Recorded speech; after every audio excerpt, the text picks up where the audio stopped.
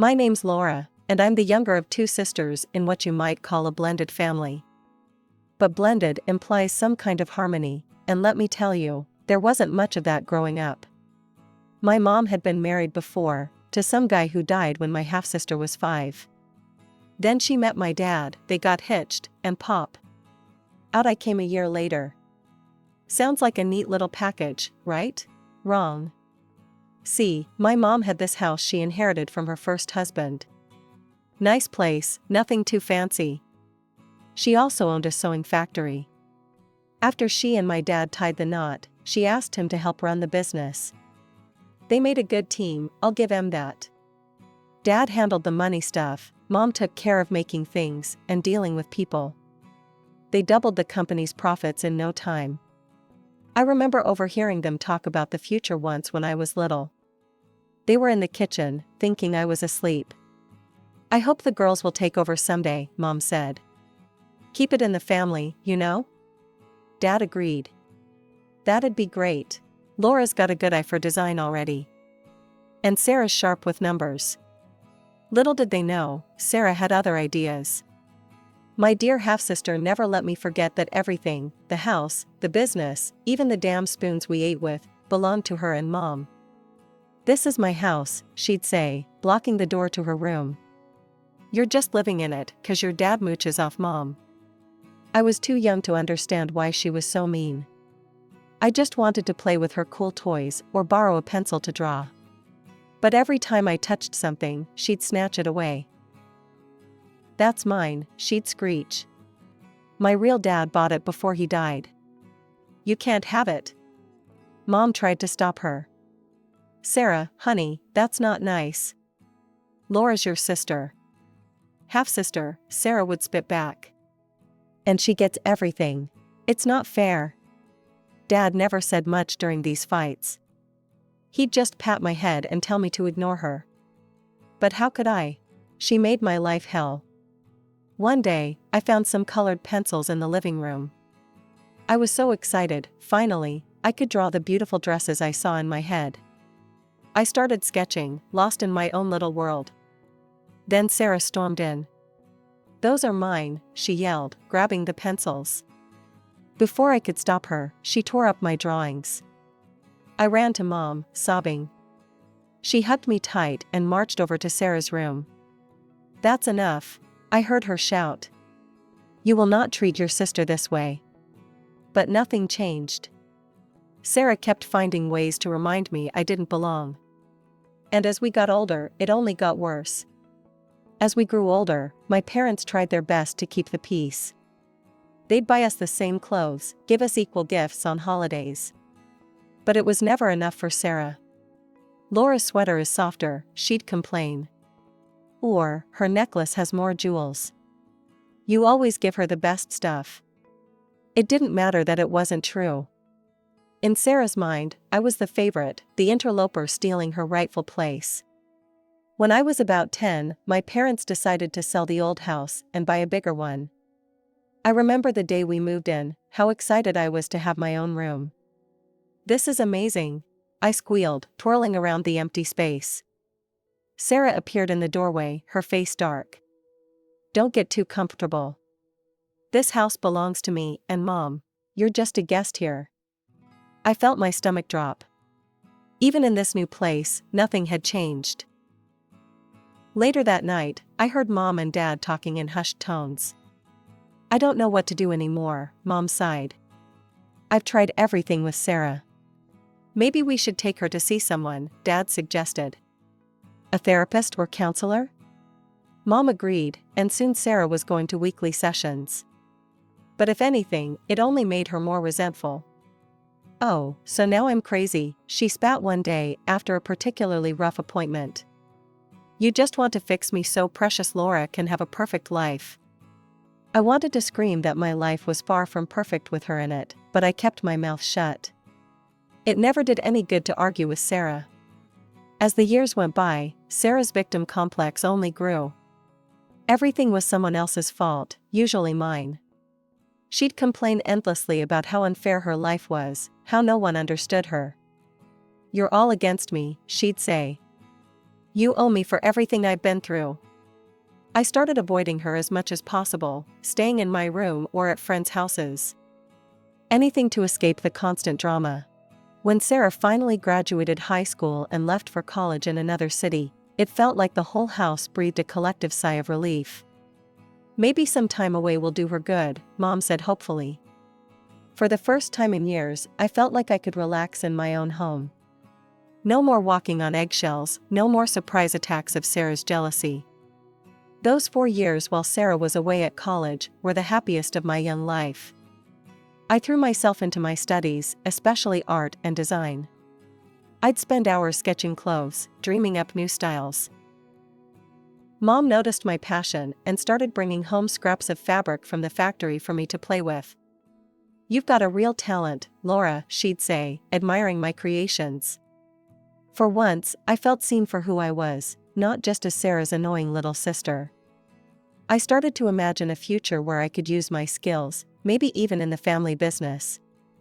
After graduation, I'd been accepted to a college in another city to study design, which was a dream come true.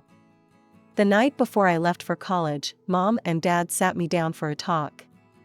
"We're so proud of you, Laura," Mom said, her eyes misty. "You know we support your dreams, right?" I nodded, feeling a lump in my throat. Dad chimed in. "We hope that after you graduate, you'll consider coming back to work with us. Your designs could really take the company to the next level." I promised to think about it, but honestly, I was eager to spread my wings. The idea of returning to my hometown, where Sarah's shadow still loomed, wasn't exactly appealing. College life was everything I'd hoped for and more. It was during my second year that I met him.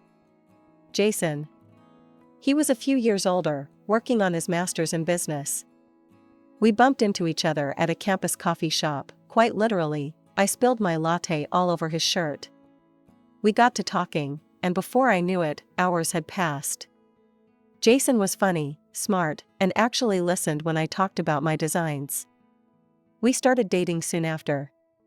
As graduation approached, Jason and I talked about our future. We'd been together for over 2 years by then, and things were getting serious. "I've got a job lined up here in the city," he told me one night over dinner. "What do you think about staying here? Maybe, together?" My heart soared at the idea. I'd landed a position as a junior designer at an up-and-coming fashion company, and the thought of building a life with Jason away from all the family drama was incredibly tempting. But I knew I had to tell my parents face to face. So, we planned a trip back to my hometown. I was nervous about introducing Jason to my family, especially since I knew Sarah would be there too. To my surprise, the visit went better than I could have hoped. Mom and Dad loved Jason, and even Sarah was, well, not exactly warm, but at least civil. She didn't make any snide comments or try to undermine me, which was a first. Over dinner, I broke the news about my job and my plans to stay in the city. "That's wonderful, honey," Mom said, but I could see a hint of disappointment in her eyes. Dad cleared his throat. "Actually, we had an idea we wanted to run by you. What if you opened a branch of our company in your city? You could be in charge of design, create your own line." I was stunned. It was a generous offer, one that would allow me to pursue my dreams while still being part of the family business. "Can I think about it?" I asked. They agreed, and the rest of the visit passed pleasantly. As Jason and I were leaving, Sarah pulled me aside. "Hey, I know things haven't always been great between us," she said, looking uncomfortable. "But I'd like to try and change that. Maybe I could visit you sometime?" I was skeptical, but nodded. "Sure, that'd be nice." Life settled into a comfortable rhythm after Jason and I returned from my hometown. I threw myself into my new job, learning the ropes and impressing my bosses with my designs. Jason and I started talking about marriage, looking at apartments, dreaming of our future together. Everything seemed perfect. Then, about 3 months after our visit home, I got a surprise call from Sarah. "Hey, little sis," she said, sounding oddly cheerful. "I'm in town. Mind if I crash at your place for a bit?" I nearly dropped the phone in shock. Sarah, voluntarily coming to see me? It seemed too good to be true. But I remembered her olive branch from our last meeting and decided to give her a chance. When Sarah arrived, I barely recognized her. Gone was the scowling, resentful girl I'd grown up with. This Sarah was all smiles and hugs. Over dinner that first night, she dropped a bomb on me. "I've been thinking," she said, twirling pasta on her fork. "Why don't you come back home? We could work together at the family business. It'd be great." I nearly choked on my wine. "What? But I just started my job here. And Jason?" Sarah waved her hand dismissively. "Bring him along. There's plenty of opportunity back home." I shook my head. "Thanks, but no. Actually, Mom and Dad suggested I open a branch here. I'm still considering it." For a moment, I saw a flash of the old Sarah, a tightening around her eyes, a slight downturn of her mouth. But it passed so quickly, I thought I might have imagined it. "Well, if you won't come home, maybe I could stay here a while longer?" she asked. "We've got so much catching up to do." Against my better judgment, I agreed. And to my surprise, living with Sarah wasn't the nightmare I'd expected. She was helpful, even taking over most of the household chores. We'd stay up late, talking about our childhood, laughing over shared memories. It felt like I was finally getting the sister I'd always wanted. One night, over a bottle of wine, Sarah brought up the idea of us working together again. "What if we opened that branch together?" she suggested. "You handle the design, I'll do the business side. We'd make a great team." The idea was tempting. Despite our rocky past, Sarah and I had been getting along so well. And having her business acumen could really help get the new branch off the ground. "Let me think about it," I said, not wanting to commit just yet. As the weeks passed, Jason started coming over more often. At first, I was nervous about how he and Sarah would get along, given our history. But to my relief, they seemed to hit it off. I'd come home from work to find them laughing over inside jokes, or deep in discussion about some business concept. It warmed my heart to see two important people in my life getting along so well. Jason and I set a date for our wedding, just 6 months away. I designed the invitations, carefully curated the guest list, and agonized over every detail of the menu and decorations. Sarah was there every step of the way, offering suggestions and support. Meanwhile, Jason and I had decided to open the branch of my family's company after the wedding. Sarah and I spent many evenings discussing our plans, getting more excited with each conversation. "We're going to make an amazing team," Sarah said one night, clinking her wine glass against mine. 2 months before the big day, I was juggling work, wedding prep, and future business plans. Life was hectic, but wonderful. Then came the call that changed everything. "Laura, it's Dad," his voice sounded strained over the phone. "Your mother, she's not well. She's been feeling poorly for a while, but you know your mother, always putting on a brave face." He paused, and I could hear the worry in his silence. "I'm struggling to keep up with everything, the business, the house." I didn't hesitate. "I'm coming home. Right now." When I told Sarah, she sighed.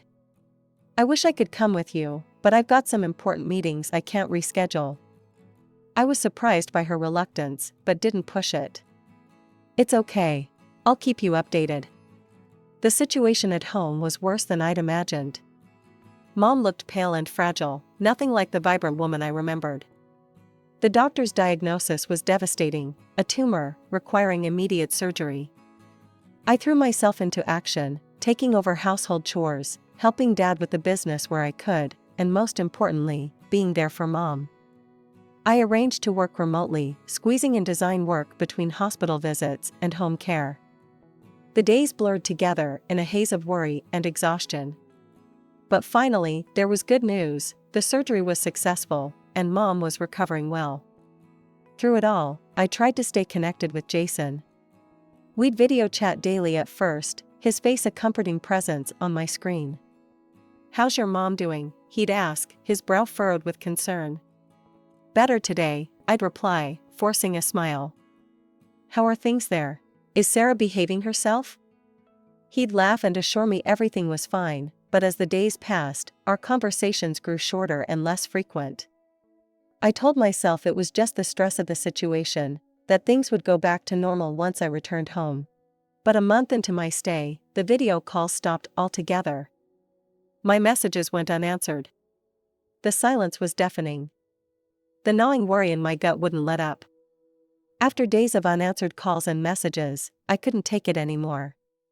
I had to see Jason, to find out what was going on. I caught the next flight out, my mind racing with possibilities. Maybe Jason was sick. Maybe he'd lost his phone. Maybe. I didn't tell anyone I was coming.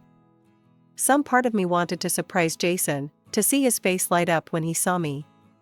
The silence that greeted me in my apartment was eerie. Then I heard it, a muffled giggle from the bedroom. Our bedroom.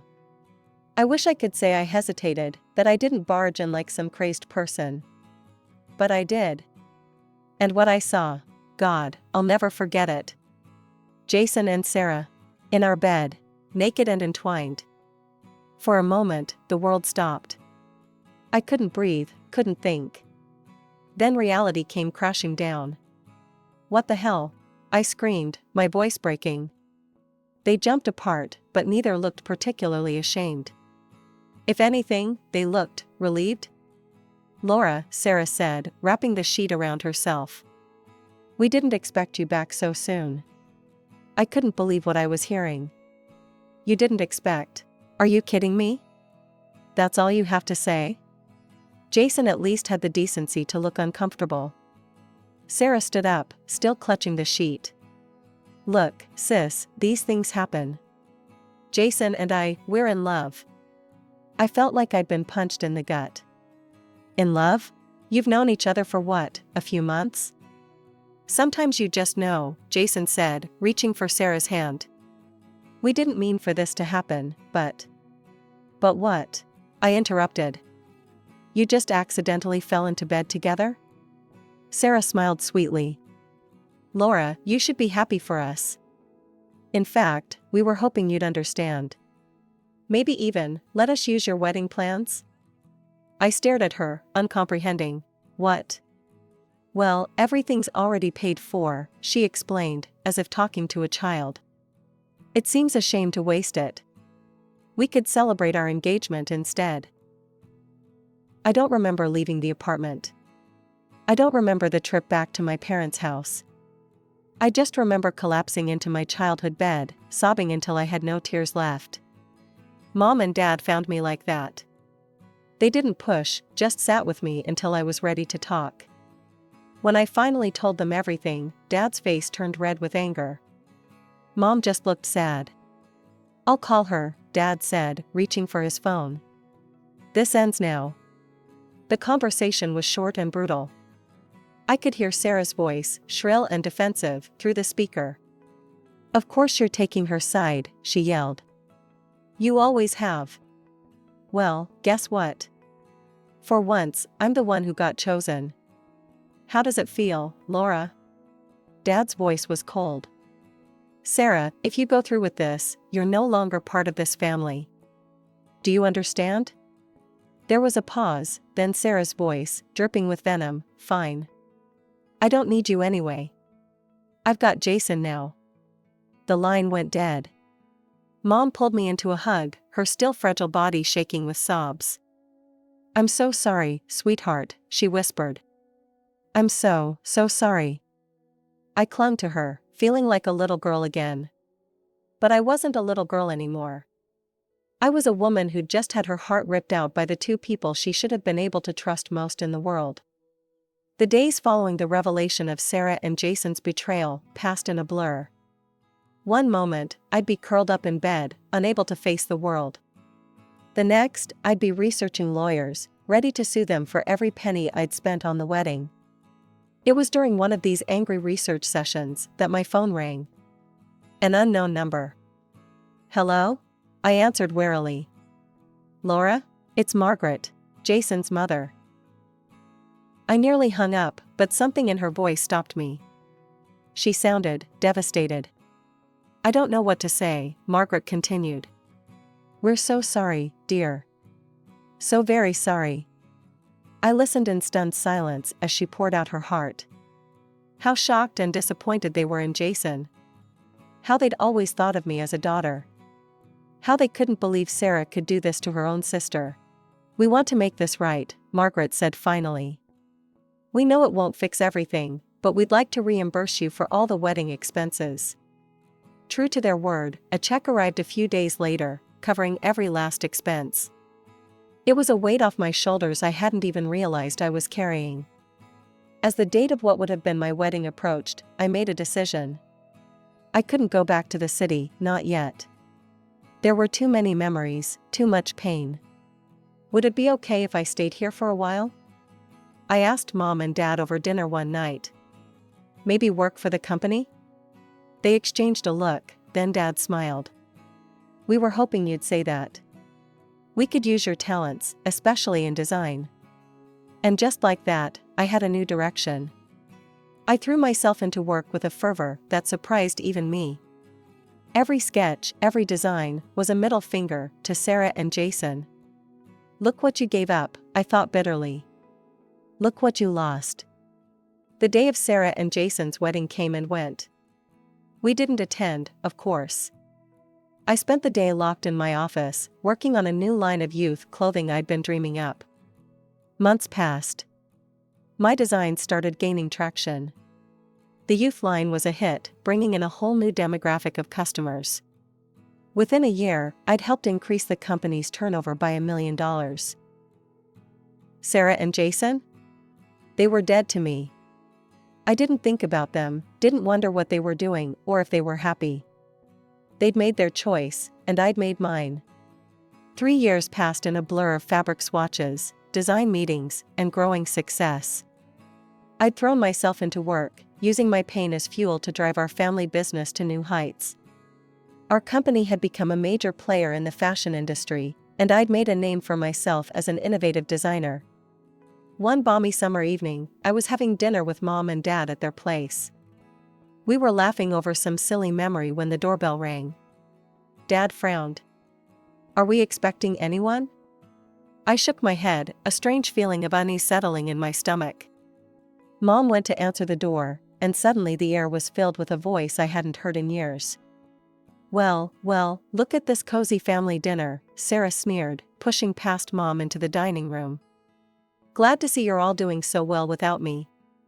I stood up, my chair scraping against the floor. Sarah, what are you doing here? She looked different.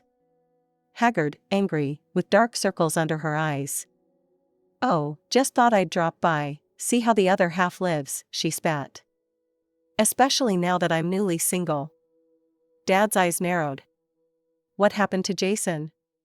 Sarah let out a bitter laugh. Turns out, once a cheater, always a cheater. He left me for his secretary. Ironic, isn't it? I felt a twinge of something, not quite sympathy, but a grim satisfaction. Karma, indeed. I'm sorry to hear that, I said, not entirely truthfully. But why are you here? Sarah's face hardened. I want what's mine. My share of the business. I'm family too, remember? Dad stood up, his voice firm. Sarah, you gave up any claim to this family and this business when you betrayed your sister. You're not getting anything. You can't do this. Sarah screamed, her composure cracking. You can't just cut me out. Mom stepped forward, her voice soft but resolute. We already have, Sarah. You're disinherited. Please leave. For a moment, I thought Sarah might lash out physically. But instead, she just glared at us all, her eyes burning with hatred. This isn't over, she hissed, before storming out. A few days later, I was in my office when I heard a commotion from the lobby. I rushed down to find Sarah in the middle of our workspace, screaming at the top of her lungs. You're all being deceived, she yelled at our bewildered employees. My parents are unscrupulous liars. They've stolen what's rightfully mine. I didn't hesitate. I called the police, keeping my voice calm, despite the chaos around me. We need officers at Fashion Forward Designs immediately. We have an unstable individual causing a disturbance. Even as security tried to remove her, Sarah kept fighting. Over the next few days, she escalated her attacks, trying to break into our parents' house, smashing windows, and in a final, terrifying act, attempting to set fire to the front door. It was clear this couldn't go on. With heavy hearts, we took legal action, obtaining a restraining order that banned Sarah from approaching me, our parents, or any of our properties. As I sat in my office after the court hearing, looking out over the city I'd come to love, I felt a complex mix of emotions. Sadness for the sister I'd lost, anger at her actions, but also pride in how far I'd come. I was now a respected entrepreneur and fashion designer, my name known throughout the industry. Love? That could wait. The wounds from Jason's betrayal had healed, but I wasn't ready to risk my heart again. Not yet. For now, I was content to pour my passion into my designs, into building something lasting and beautiful.